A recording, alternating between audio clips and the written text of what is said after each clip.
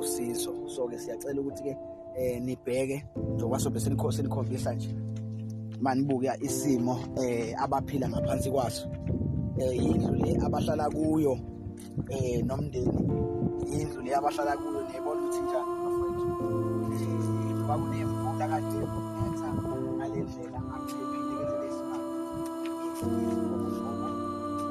Ayikho nje right, akukho right ngendlela esimanje.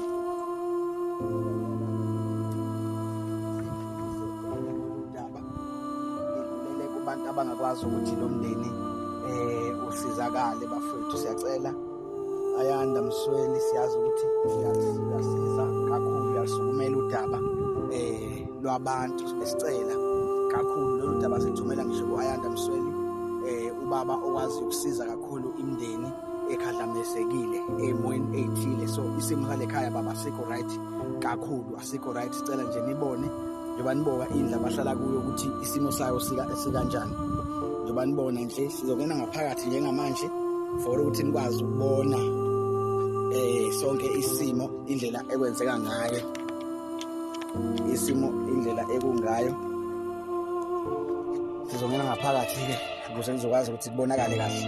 Kukhona-ke ekhaya la ngaphakathi ubaba lo wala ekhaya kaKhwela, ubaba uKhwela kanye nomama wakwakhe umama uKhwela.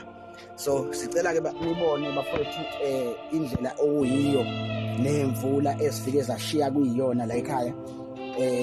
Kahle kahle ukuthi uyabheka uyabona ukuthi no, isimo asikho nje right nhlobo, asikho right. Baphila ngendlela ebuhlungu. Uyabona ukuthi la lolu donga nje, uyalibona lolu donga lisemoyeni, lolu donga nje lisemoyeni lolu la bahlala khona kanye nomntwana wabo. Uyabuka nje ukuthi la bangathiwa lo donga liyawa bangasweleka labazalwane, bangasweleka. Indlela okuyiyo uhlala kanjani endlini ekanje. Uyayibona indlu ukuthi kanjani bafowethu, ngiyalibona lo donga lungawa noma ngabe yinini. So isimo asikho right bafowethu, sifuna ukuthi nibone. Sithumela nje lo myalezo ngisho ubaba Ayanda Msweli engathi lo daba ngalibuyekeza makubiza ukuthi eze la ekhaya.